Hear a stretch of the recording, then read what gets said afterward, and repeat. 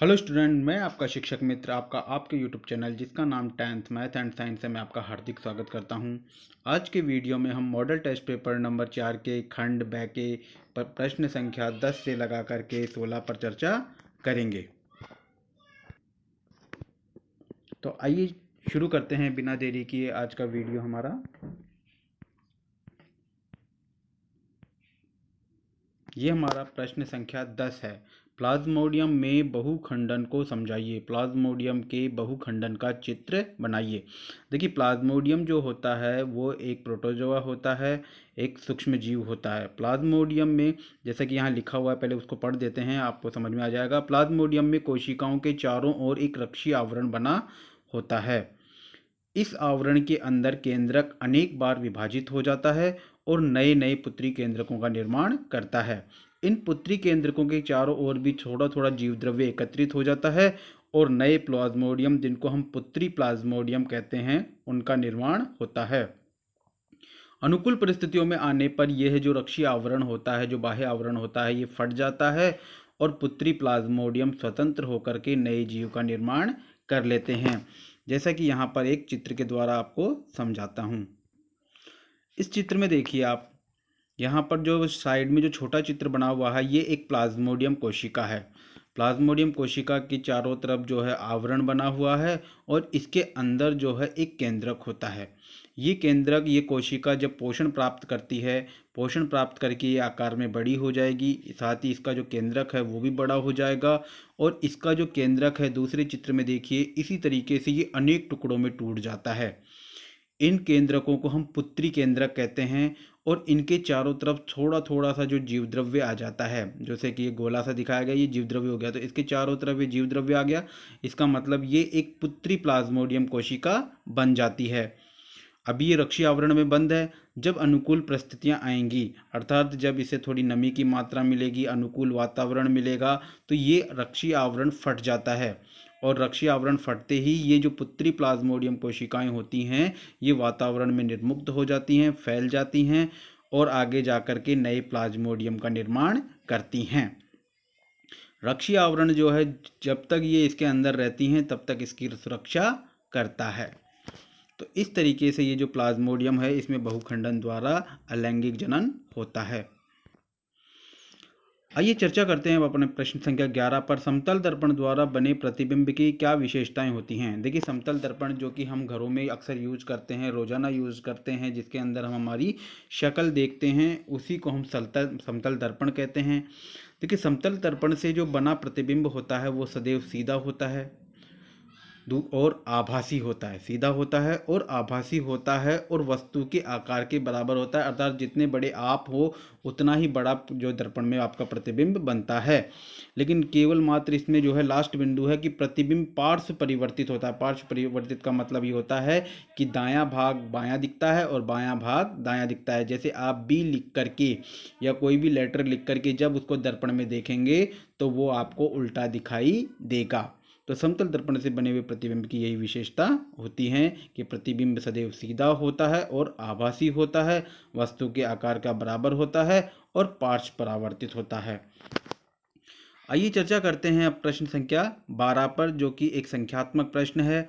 15 centimetre focus दूरी, यहाँ पर फोकस दूरी दे दी, एफ का मान दे दिया उसने 15 सेंटीमीटर। उत्तल दर्पण है तो उत्तल दर्पण होने के कारण फोकस दूरी जो है हमारी प्लस में होगी, तो फोकस दूरी एफ बराबर हो गई +15 से कोई बिंब, बिंब मतलब वस्तु 10 सेंटीमीटर दूरी पर रखी हुई है, तो यानी कि बिंब की जो दूरी हो गई वो हो गई 10 सेंटीमीटर दूरी पर।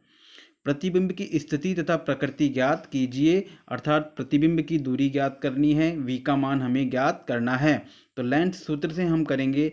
लेंथ सूत्र हमारा होता है 1/v plus 1/u plus 1/v बराबर 1/f। यहाँ पर u का जो मान है वो है हमारे 10 प्लस v का मान हमें मालूम करना है, तो इसको ऐसे कैसे रख देंगे, और f का मान दे रखा है 1/+15। अब चूंकि हमें 1/v का मान ज्ञात करना है, पक्षांतरण कर देंगे। पक्षांतरण करना आप जानते हैं समीकरण को, जो 1/10 है वो दूसरी तरफ आ जाएगा, तो 1/10 जब दूसरी तरफ आ जाएगा तो उसका जो चिन्ह है वो परिवर्तित हो जाएगा। ठीक है, तो यहाँ पर 1/15 माइनस माइनस, क्योंकि जो 10 है वो माइनस की संख्या है, तो माइनस माइनस हो गया प्लस। तो 1/v बराबर 1/15 प्लस 1/10, और जब इसको लघुत्तम लेके हल करेंगे तो ये आ जाएगा 5/30, यानी 1/6 काटने पर। और 1/v का मान आया है 1/6, तो v का मान हो जाएगा हमारे 6 सेंटीमीटर। इस तरीके से ये हो जाएगा। अब यहाँ पर चूंकि प्रतिबिंब की प्रकृति भी उसने पूछी है, चूंकि यहाँ पर जो दर्पण है वो उत्तल दर्पण है, और उत्तल दर्पण से जो बना हुआ प्रतिबिंब होता है वो आभासी होता है, सीधा होता है और छोटा होता है, और इसका जो आवर्धन होता है वो धनात्मक होता है, प्लस का साइन इसमें लगेगा। आइए अब चर्चा करते हैं अपने 13वें प्रश्न पर। घरेलू विद्युत परिपथों में अतिभारण से बचाव के लिए क्या सावधानी रखनी चाहिए। अतिभारण का तात्पर्य होता है जब हमारे सर्किट, हमारे परिपथ में विद्युत धारा ज़्यादा बहने लग जाती है, उसका लोड ज़्यादा हो जाता है, तो उसे हम अतिभारण कहते हैं। अतिभारण किस तरीके से होता है, देखिए जब हम एक साथ कई प्रकार की युक्तियां लगा देते हैं, फ्रिज भी चालू कर दिया, टीवी भी चालू कर दिया, ठीक है ना, अन्य हीटर भी चालू कर दिया, प्रेस भी चालू कर दी, तो उससे विद्युत परिपथ जो होता है वो ज़्यादा विद्युत लेने लग जाता है, जिससे हमारा तार गर्म हो जाता है और गर्म होकर के उसमें आग लग जाती है। इसे हम अतिभारण कहते हैं। अब अतिभारण से बचाव कैसे किया जा सकता है। सबसे पहली बात तो यह है कि विद्युत परिपथ विभिन्न वर्गों में बटा होना चाहिए। विद्युत परिपथ विभिन्न वर्गों में बटा होना चाहिए, मतलब अलग अलग चीज होनी चाहिए, एक ही तार से सभी को नहीं जोड़ना चाहिए। दूसरा, प्रत्येक सांद्रित्र पर फ्यूज लगाना चाहिए, ताकि अगर मान लो लोड ज़्यादा भी हो जाता है तो फ्यूज के कारण वो कनेक्शन कट जाएगा और हमारे किसी प्रकार की कोई दुर्घटना नहीं होगी। तार अच्छे प्रतिरोधन पदार्थ से ढकी होनी चाहिए। ये जो भी हमारा जो तार है उसके ऊपर जो प्लास्टिक का जो कवर होता है वो अच्छा होना चाहिए, ताकि उसमें जल्दी सी आग नहीं लगे। और उच्च शक्ति वाले जो उपकरण होते हैं, जैसे फ्रिज है, हीटर है, हमारी जो प्रेस है आदि का एक साथ प्रयोग नहीं करना चाहिए, क्योंकि अगर इनका एक साथ प्रयोग करेंगे तो ये ज़्यादा वॉट खींचेंगी, ज़्यादा विद्युत शक्ति खींचेंगी, जिससे कि उसमें जो है तार को गर्म होकर के उसमें आग लगने की संभावना ज़्यादा हो जाती है। इस तरीके से हम इन उपायों को करके घरेलू विद्युत परिपथ में अतिभारण से हम बचाव कर सकते हैं। नेक्स्ट प्रश्न है हमारा 14वां प्रश्न है। दो चुंबकों की चुंबकीय क्षेत्र रेखाएं चित्र ए तथा बी में दिखाई गई हैं। इन चित्रों में से कौन सा चित्र इन रेखाओं को ठीक पैटर्न में दिखाता है। चुंबकों के उन ध्रुवों के नाम लिखिए जो एक दूसरे के सामने। देखिए यहाँ पर चित्र दो दर्शाए गए, ए और बी। ए चित्र में देखिए जो कि चुंबकीय बल रेखाएं हैं वो एक दूसरे को काट रही हैं, जबकि हम जानते हैं कि चुंबकीय बल रेखाएं एक दूसरे को काटती नहीं हैं।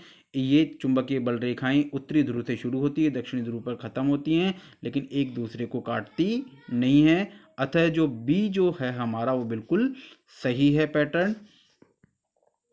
इसी प्रकार से हमारा प्रश्न 15 है। ओजोन क्या है तथा किसी पारितंत्र को ये किस प्रकार प्रभावित करता है। देखिए हमारी चार परत है, शोभ मंडल, समताप मंडल, ओजोन मंडल, आयन मंडल।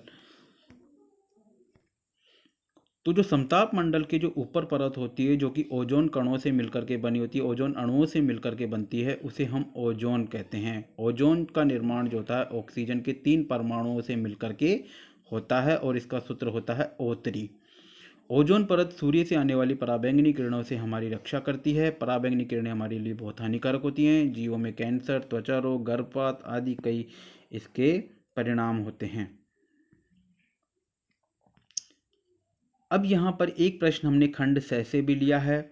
निम्नलिखित अभिक्रियाओं को संतुलित करके प्रत्येक अभिक्रिया के प्रकार बताने हैं। देखिए पहला जो है हमारे पास में वो है CH4Cl2।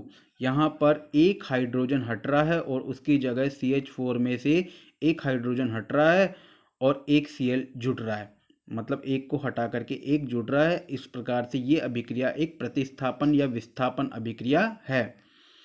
इसी प्रकार से दूसरा जो उदाहरण है Na+Cl2, तो Na और Cl दोनों मिल गए और NaCl बन गया। मिलने को हम संयोजन अभिक्रिया या योगात्मक अभिक्रिया कहते हैं। तो ये योगात्मक अभिक्रिया, दूसरा नाम इसका संयोजन अभिक्रिया होती है।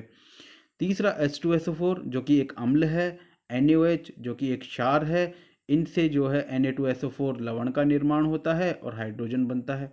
तो जब हम जानते हैं कि अम्ल और क्षार आपस में क्रिया करके लवण और जल बनाते हैं, इस अभिक्रिया को हम उदासीनीकरण अभिक्रिया कहते हैं। यहाँ पर H2 नहीं है बल्कि ये H2O है, ठीक है ना, जल।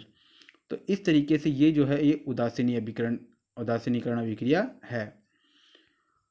इस तरीके से आज के हमारा जो विषय है इस पर चर्चा समाप्त होती है। आशा करता हूँ कि ये वीडियो आपको पसंद आया है तो इसको लाइक करें, सब्सक्राइब करें, दोस्तों के साथ में शेयर करें। धन्यवाद।